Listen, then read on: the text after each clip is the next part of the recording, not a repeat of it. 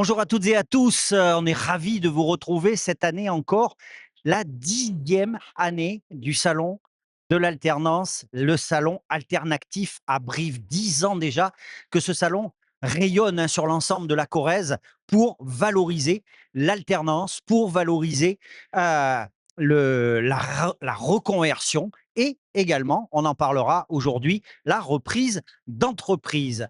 On va commencer cette première émission, on va dire, allez, avec les fidèles de toujours. On va vous présenter les invités. Sylvie Alvine Ribousquet, comment ça va Sylvie? Ça va bien? Bonjour Bruno. Impeccable, ravi de te retrouver ici. Sylvie Alvine Ribousquet, donc directrice. D'Inisup, le campus de la CCI Corrèze. Voilà. À tes côtés, Karine Barrière. Comment ça va Karine? Mais ça va bien, merci. Karine, sous-directrice. Exactement, donc sous-directrice de la chambre et culture de la Corrèze. Et on finit ce tour de table. Alors, on n'a que des experts aujourd'hui, on est bien d'accord, avec Aurore Ledoux. Comment ça va Aurore? Bonjour Bruno, ça va, merci C'est beaucoup. quoi, vous, votre fonction, Aurore? Je suis chargée de développement économique sur le territoire pôle entreprise, sur le territoire de la Corrèze, à la Chambre de métier d'artisanat de la Corrèze. Bien. Alors, je le disais, 10 ans, 10 ans que le salon existe. Il faut savoir que ce salon, c'est l'illustration du partenariat autour de l'alternance sur le territoire corrézien. Et effectivement, les chambres consulaires que vous représentez aujourd'hui étaient les partenaires de la première heure. Sylvie, c'était le cas quand on est venu vous solliciter au départ, hein, la mission locale de l'arrondissement de Brive. On l'a pas dit au départ, c'est la mission locale qui est à l'origine de cette manifestation. Quand ils sont venus vers la CCI, vers Inisup, ça a été quasiment une évidence. Oui, bien sûr Bruno, c'était une évidence puisque nous étions, je rappelle, il y a 10 ans, 2016, on sentait qu'une réforme était en route et elle s'est confirmée, effectivement en 2018 et nous étions, vraiment, sur une action de promotion de l'alternance déjà au niveau des entreprises.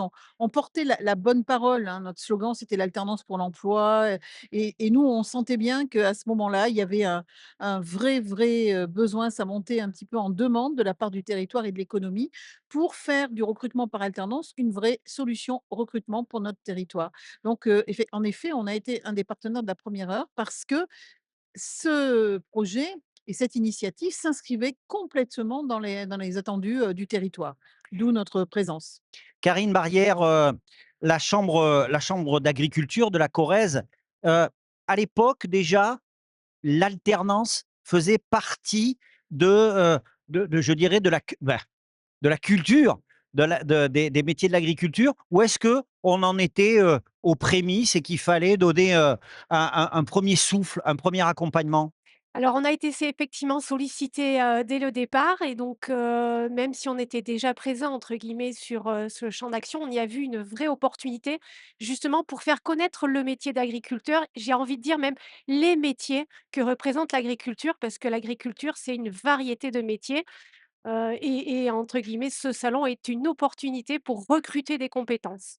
Alors, on en reparlera justement de la diversité des métiers et puis c'est aussi ça l'avantage de l'alternance, c'est qu'on est sur des parcours qui sont bien singuliers, qui sont très personnalisés, qui sont et puis surtout, qui prennent appui sur les besoins des entreprises, hein. On verra ça.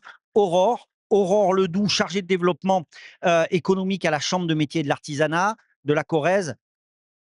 J'aurais tendance à dire, alternance et artisanat, c'est vieux comme le monde. Oui, tout à fait. Les métiers de l'artisanat, quoi de mieux que, d'apprendre le métier en lui-même pour, transmettre alors déjà pour l'entreprise, hein, pouvoir transmettre, son savoir-faire et sa passion et puis, mettre les mains dedans comme on dit, hein, pour, les jeunes et sortir, employables sur le marché de l'emploi et puis permettre à ces entreprises qui ont formé ces jeunes aussi de pouvoir les recruter pour pérenniser leur métier et puis, pourquoi pas être aussi repreneur un jour des entreprises qui seront à transmettre. C'est important parce que effectivement, cette notion de reprise d'entreprise, on s'adresse à des jeunes, enfin, on y reviendra là aussi, mais on s'adresse plutôt à des jeunes qui sont en début de carrière, qui sont mis dans de bonnes conditions pour apprendre les métiers, pour apprendre les gestes, pour apprendre le fonctionnement. Alors c'est vrai que dans l'artisanat, on est plutôt dans des petites et moyennes entreprises, et effectivement, il y a l'artisanat et puis il y a l'artisanat d'art. Souvent j'allais dire l'artisan, il est centré un peu sur son activité, peut-être un peu moins sur la gestion de l'entreprise ou quoi, mais l'enjeu de la reprise d'entreprise est extrêmement important et cette sensibilisation-là, elle doit venir quasiment dès le démarrage parce que on est sur une population vieillissante. Ça fait partie aussi de la stratégie de la chambre de métier et d'artisanat de mettre, en relation les entreprises et les jeunes pour pouvoir former, les repreneurs de demain. Parce qu'on sait qu'on a aujourd'hui sur le territoire une majeure partie de nos chefs d'entreprise qui ont, 55 ans et plus et qui vont avoir des entreprises à céder, à reprendre dans quelques années. Donc c'est, aujourd'hui alors c'est depuis 10 ans effectivement qu'on agit, aux côtés des autres chambres consulaires parce qu'on est tous impactés, on vit tous, la même chose. Mais c'est aussi aujourd'hui où il faut qu'on continue et c'est pourquoi on est présent aux côtés, du salon de l'alternative pour pouvoir mettre en relation et permettre de pérenniser, les métiers et aussi, beh, garder le dynamisme de l'attractivité de l'économie, corrézienne. Karine, cet enjeu de la reprise, ça existe aussi chez dans les secteurs agricoles? Alors tout à fait, je rejoins ce que vient d'expliquer Aurore. On est aussi sur, une population qui va être un peu vieillissante. Donc on a besoin aussi de renouveler les générations et donc on peut aller justement chercher des compétences et des savoir-faire via l'alternance. Donc il y a effectivement l'enjeu de la reprise de nos exploitations et aussi le recrutement de main-d'œuvre. Parce que sur une exploitation, en fait, il y a, des chefs de culture, des chefs de verger. En fait, on a besoin d'ouvriers agricoles et donc l'alternance peut apporter justement toute cette, main-d'œuvre et ce savoir-faire. Sylvie, on a parlé d'Inisup, mais on n'a pas dit ce que vous faisiez à Inisup. En fait, vous accueillez, vous accompagnez, vous formez des alternants dans quel domaine? Et est-ce que cet enjeu de la reprise, est-ce qu'il est aussi prégnant qu'on peut peut-être le deviner dans le secteur de l'agriculture ou, dans le secteur de l'artisanat, en sachant que vous êtes sur des secteurs qui sont différents quand même? Oui, en effet, au niveau des CCI, on est plus sur de l'interprofessionnel, hein, en effet. Mais même constat, hein, aujourd'hui, la moyenne d'âge, des patrons d'entreprise, qui sont nos ressortissants, c'est, effectivement 55 ans. Donc l'enjeu de la transmission, il est excessivement important. Est-ce qu'on le sent chez les alternants quand ils commencent, qu'à un moment donné, ils peuvent se projeter dans ce type Alors de projet ou pas? oui, il y a des entreprises qui clairement ont cette stratégie de recrutement sur des talents notamment, bon, comme tu le sais, nous on va de filière de ni infra-bac à bac+5. Donc plus on monte en niveau de formation, plus effectivement on va aller, proposer, des potentiellement des collaborateurs, de futurs collaborateurs qui pourraient avoir une perspective et pourquoi pas de se positionner en tant que repreneur. Donc ça c'est le premier élément. Deuxième élément, comme tu le sais aussi, on est très très actif sur cette logique de formation tout au long de la vie et d'orientation tout au long de la vie à travers notre pôle conseil orientation carrière et là aussi, pour moi, c'est un enjeu parce que, très clairement, j'ai peut-être un chiffre sur le centre de bilan de compétences, hein, parce que c'était important d'en parler. Parce qu'on a beaucoup de gens qui viennent dès très tôt maintenant.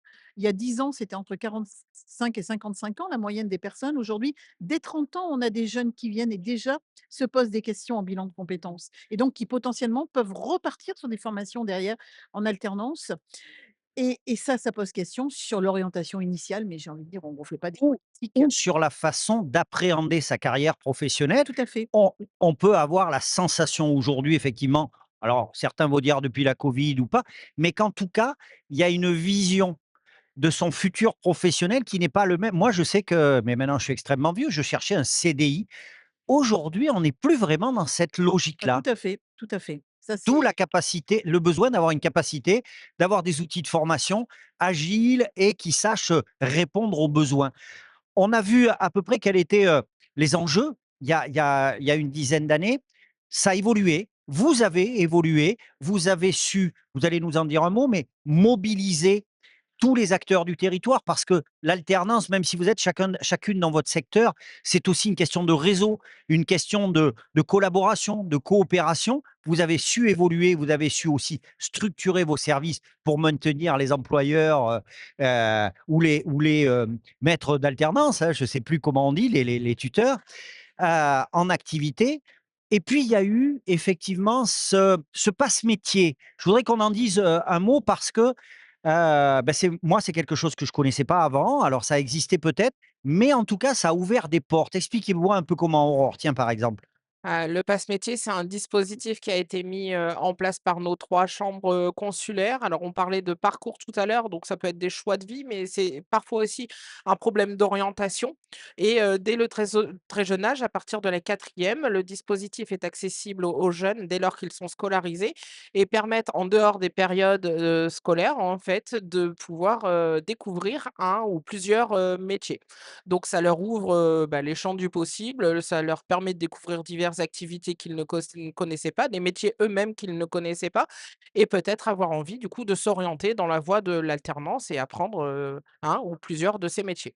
Voilà. Karine, comment ça se passe? J'ai un jeune, moi, j'ai un enfant qui veut découvrir le secteur de l'agriculture, on va dire, je sais pas moi, l'arboriculture, par exemple, je pense que ça fait partie. Comment ça se passe? Alors, il veut faire un stage, comment ça se passe? Où est-ce que je l'envoie si je suis en Corrèze? Alors effectivement, à la chambre d'agriculture, on accompagne. On a des interlocuteurs, dédiés justement pour rencontrer les jeunes.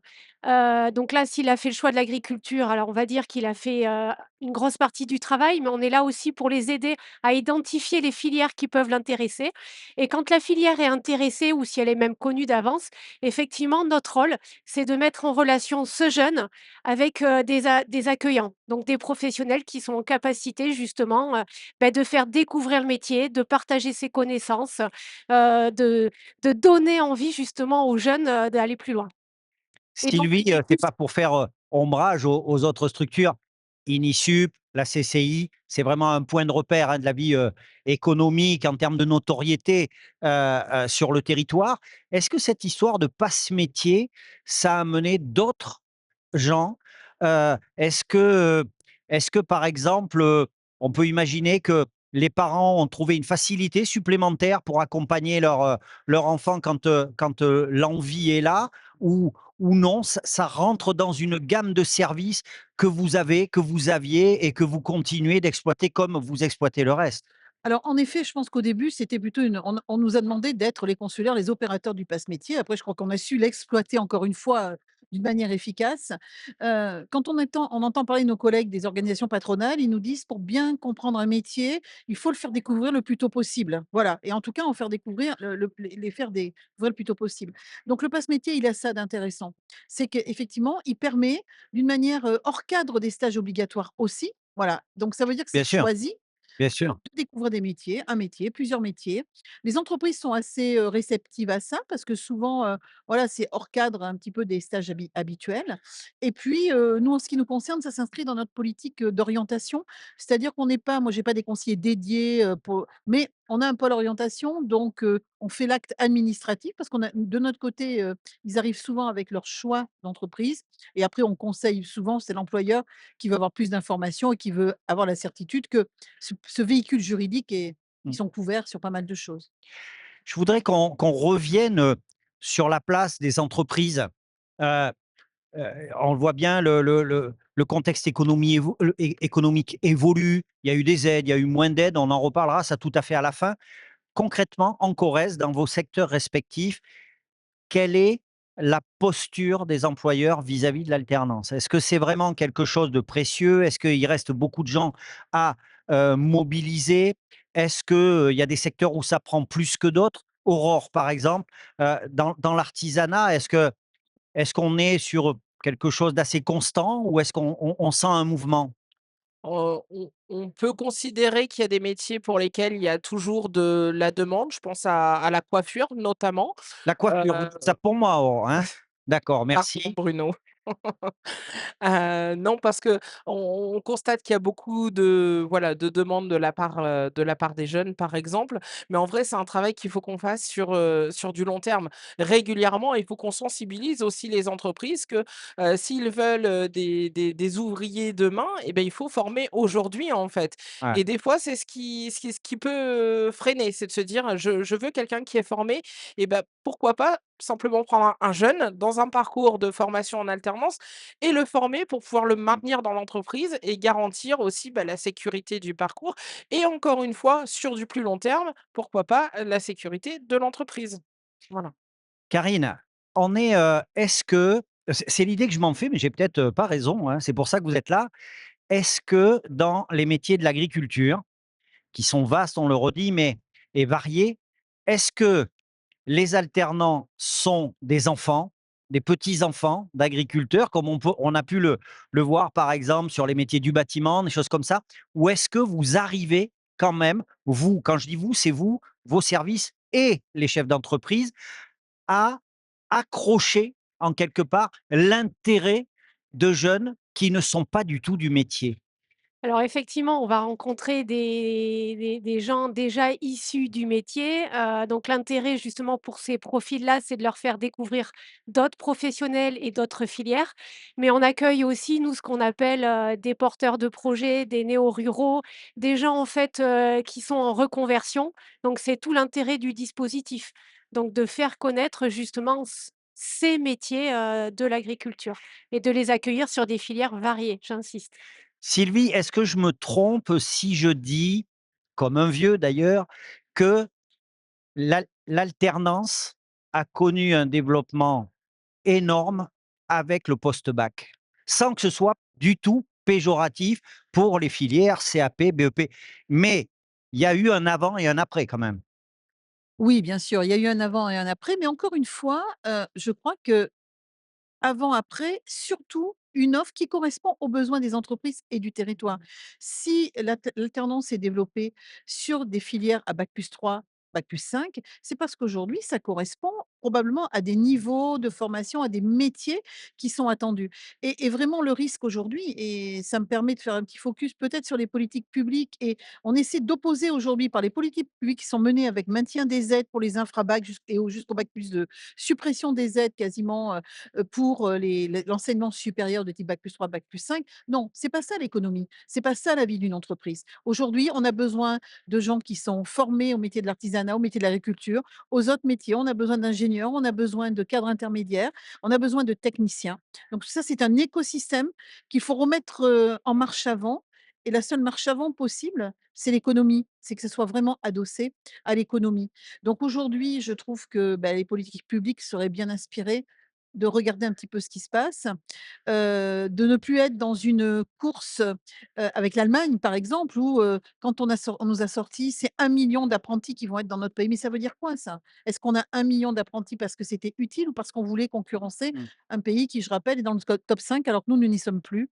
Donc aujourd'hui, il faut que vraiment, l'alternance, ça reste pour l'emploi, pour l'insertion professionnelle, les meilleurs résultats, c'est nos moi je dis souvent, bien sûr que c'est important pour nos modèles économiques, dans nos CFA notamment, du nombre d'apprentis, du nombre de filières qui fonctionnent. Mais moi, mon juge de paix, systématiquement, c'est l'insertion et la satisfaction des entreprises. Pour le reste, il y aura pas de débat, et tant qu'on n'aura pas compris ça, je trouve que ça va pas dans le bon sens, et on est en train d'affaiblir, par ces politiques de réduction des coûts, parce qu'on a ouvert la boîte de Pandore à un moment donné.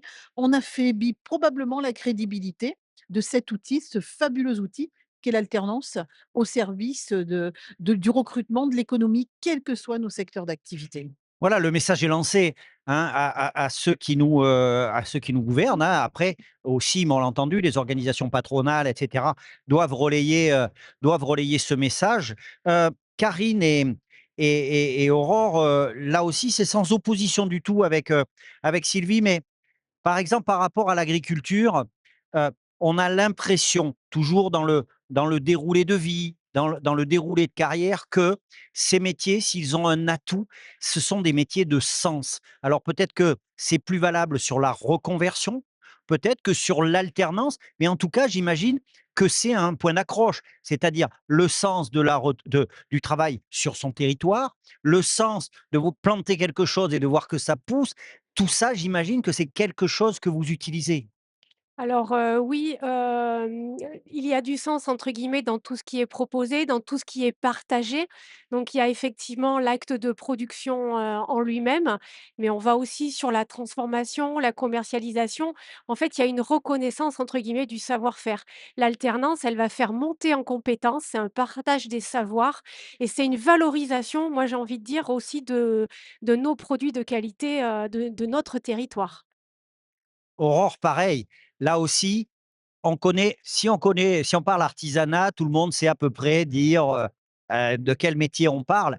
Mais il y a artisanat et artisanat. Là aussi, on n'oppose pas les 2. Moi, j'ai eu la chance de travailler ici sur un salon, par exemple, Épicurium, où il y avait, l'équipe de France de boucherie, et je Moi, pour moi, il y avait pas d'équipe de France de boucherie. Il y avait mon boucher qui me faisait des steaks hachés. Bon, et là, on voit bien, on a, comme dans tous les secteurs, des qualifications de premier niveau, des gens qui développent des compétences. On a l'artisanat d'art. Là aussi, ce sont des filières pleines de sens et des filières où vraiment, ça, il faut que les parents et les jeunes l'entendent, où on peut, heu, s'affirmer, se développer et à la fois par le biais de l'alternance et ensuite tout au long de la vie.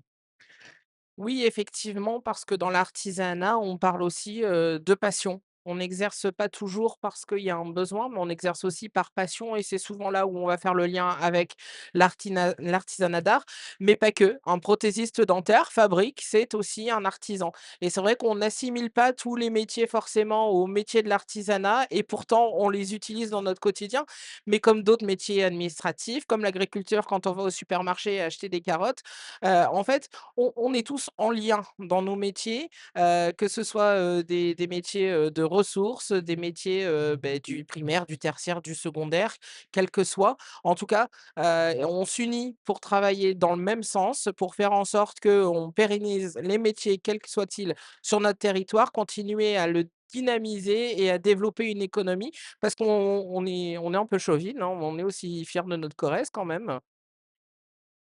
Ben, merci mesdames.